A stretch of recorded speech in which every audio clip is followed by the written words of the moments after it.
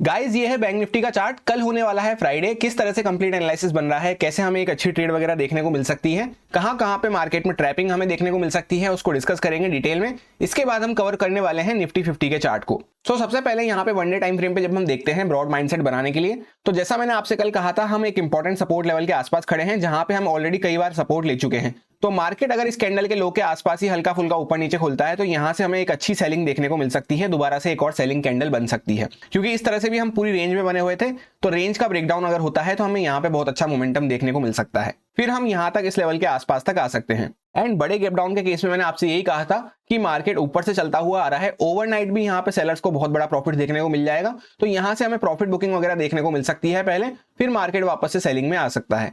Exactly cut copy paste हमें वही होता हुआ नजर आया। मार्केट इंपॉर्टेंट सपोर्ट लेवल के आसपास खुला, वहां से धीरे धीरे करता हुआ ऊपर की साइड पे गया, फिर वहां पे क्लोजिंग प्राइस के आसपास रेजिस्टेंस हिट करके वापस से यहाँ पे सेलिंग हमें देखने को मिली है। अब कल के लिए आप यहाँ पे देखेंगे तो inverted hammer type of candle आपको यहाँ पे देखने को मिलेगी। ये कैंडल ऐसी होती है, अगर ये टॉप पे बने, कहीं पे मूव करता हुआ चार्ट आ रहा हो एंड टॉप पे बने, तो वहां पे अगर मार्केट अगले दिन इसके नीचे ट्रेड करना चालू करता है तो एक अच्छा फॉल हमें देखने को मिल सकता है। पर जब ये बॉटम पे बनती है तो इसकी इतनी पावर नहीं रहती है। इस केस में हमारे सामने दो सिचुएशन निकल के आती है।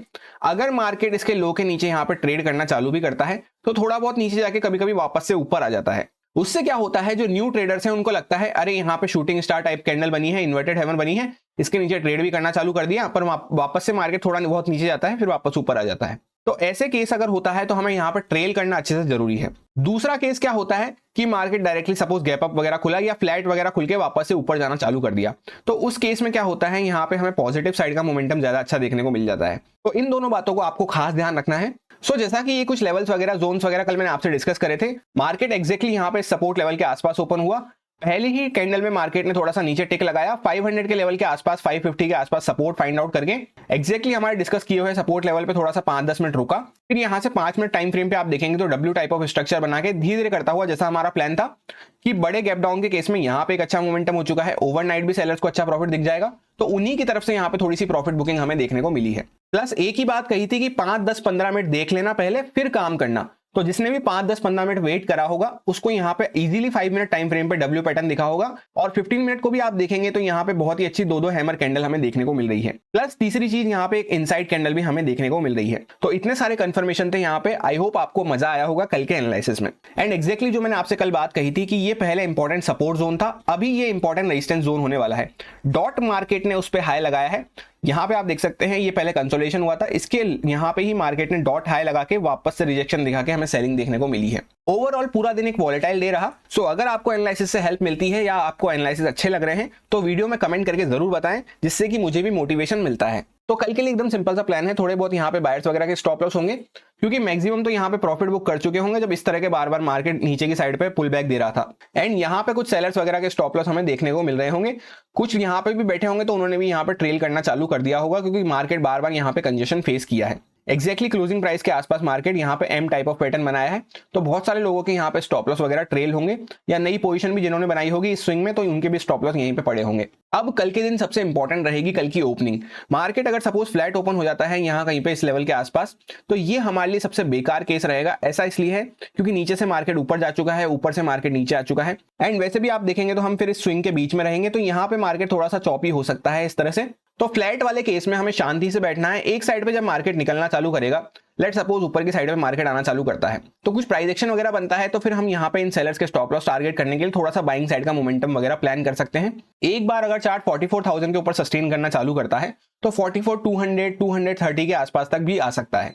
आएगा या नहीं आएगा वो हमें प्राइस एक्शन बताएगा, पर यही कंप्लीट एनालिसिस बन रहा है, क्योंकि यहाँ पे सेलर्स वगैरह बहुत सारे बैठे होंगे, तो उनके यहाँ पे थोड़ा सा profit booking plus new sellers की यहाँ पे स्टॉप लॉस हंटिंग हो सकती है थोड़ी बहुत, अगर इसके ऊपर सस्टेन करता है मार्केट। तो जैसा आज किया वैसा नहीं करना चाहिए कि यहाँ से चलता हुआ आ रहा है, एक टिक लगाया, स्पाइक लगाया और वापस नीचे आ गया, उसमें तो यहाँ पे वापस से कॉल सेलर एक्टिव हो जाते हैं और बल्कि उनको अच्छे प्राइस पे सेल करने का मौका मिल जाता है। अब सेकंड केस रहेगा कि मार्केट सपोज थोड़ा बहुत गैप अप वगैरह खुलता है, उस केस में भी हम यहाँ पे सेम प्लान रख सकते हैं सेलर्स के स्टॉप लॉस को टारगेट करते हुए। थर्ड केस रहेगा कि मार्केट डायरेक्टली ज्यादा बड़ा गैप डाउन वगैरह खुल जाए, तो उसमें यहाँ पे फिर सेलर्स को बहुत अच्छा प्रॉफिट वापस से देखने को मिल गया होगा, तो हम वापस से यूं टारगेट इनको नहीं कर सकते हैं इस तरह से। फिर हमें यहाँ पे थोड़ा बहुत वेट करना पड़ेगा। अगर मार्केट नीचे की साइड का कोई प्रोजेक्शन वगैरह बनाता है तो हम यहाँ पे थोड़ा सा बायर्स के स्टॉप लॉस टारगेट करने के लिए प्लान कर सकते हैं एंड थोड़ा बहुत यहाँ पे हमें डाउन साइड का मोमेंटम देखने को मिल सकता है। पर उस केस में ध्यान से ब्रॉड टाइम फ्रेम वाली बात को याद रखना एंड अच्छे से ट्रेल करते हुए चलना। लेवल्स वगैरह सारे एज इट इज सेम है, सिर्फ उस जोन को मैंने यहाँ पे हटा दिया है क्योंकि यहाँ पे वो सपोर्ट भी अच्छा दे चुका है, रेजिस्टेंस भी एक बार दे चुका है, तो अब उसकी इतनी रेलिवेंसी नहीं रहती है।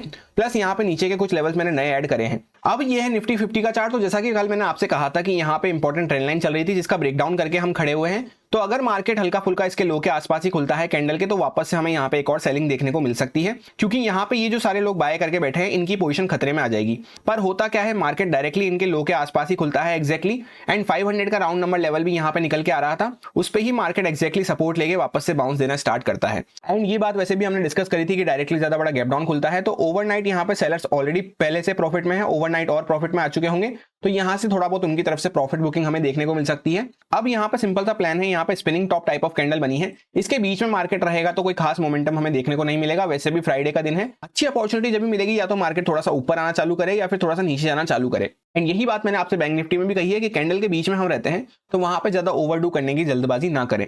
ये जो सपोर्ट लेवल है यहाँ पे 500 के आसपास, ये बहुत टाइम सपोर्ट दे चुका है मार्केट को। ये जरूरी नहीं है कि कल ही ब्रेकडाउन होगा, पर यहाँ पे अगर होता है तो वापस से ये सस्टेन हो सकता है ना कर पाए। ये सारे कुछ लेवल्स, ट्रेंड लाइंस वगैरह कल मैंने आपसे डिस्कस करे थे। मार्केट डायरेक्टली इसके नीचे गैप डाउन खुला, उसके बाद यहाँ पे पहले हमें थोड़ा सा सेलिंग वगैरह देखने को मिला, जो थोड़े बहुत यहाँ पे बायर्स वगैरह बैठे थे इस कंसोलिडेशन में उनकी तरफ से, तो उनको मार्केट ने पहले यहाँ पे हटाया, 500 के लेवल के आसपास गया, एक्जैक्टली 500 के आसपास से यहाँ पे सपोर्ट लेके प्राइस एक्शन बनाता हुआ एक्जैक्टली ट्रेंड लाइन के आसपास आया, वापस से कंसोलिडेशन करके जब ब्रेकआउट करा तो यहाँ पे बहुत ही अच्छा मोमेंटम हमें देखने को मिला प्राइस एक्शन बनाते हुए। तो निफ्टी का चार्ट ऐसा है कि यहाँ पे हमें थोड़ी सी स्ट्रेंथ ज्यादा देखने को मिल रही है, तो यहाँ पे कुछ बायर्स वगैरह बैठे होंगे पर उनके स्टॉप लॉस थोड़े से दूर है, तो अगर मार्केट गैप डाउन वगैरह खुलता है तो सिर्फ उसी केस में हम इसको टारगेट कर पाएंगे।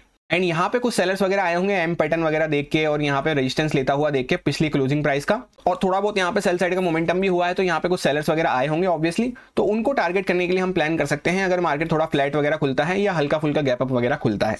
यहीं पे बीच में बना रहता है तो उस केस में हमें ज्यादा मोमेंटम देखने को नहीं मिल पाएगा, कैंडल के बीच में हम रहेंगे। तो वैसे भी फ्राइडे का दिन है, जैसा मैंने आपको डिटेल में ब्रॉड माइंडसेट समझाया। बाकी बैंक निफ्टी की कैंडल पे वॉच रखना ज्यादा जरूरी है, जैसा कि मैंने आपको डिटेल में उसकी साइकोलॉजी समझा दी है। लेवल्स वगैरह सारे as it is perfectly work कर रहे हैं। यही सिंपल सा प्लान बन रहा था मेरा दोनों इंडेक्सेस में, जो आपके साथ प्योरली एजुकेशन एक्सपीरियंस पर्पस से शेयर किया है, सारे रीजंस एंड लॉजिक्स को एक्सप्लेन करते हुए। अब अगर आपको अच्छा लगता है तो आप इसको यूज कर सकते हैं प्रॉपर रिस्क मैनेजमेंट को फॉलो करते हुए, अच्छे से स्टॉप लॉसेस वगैरह को फॉलो करते हुए अपने रिस्क पे। Happy Friday, thank you.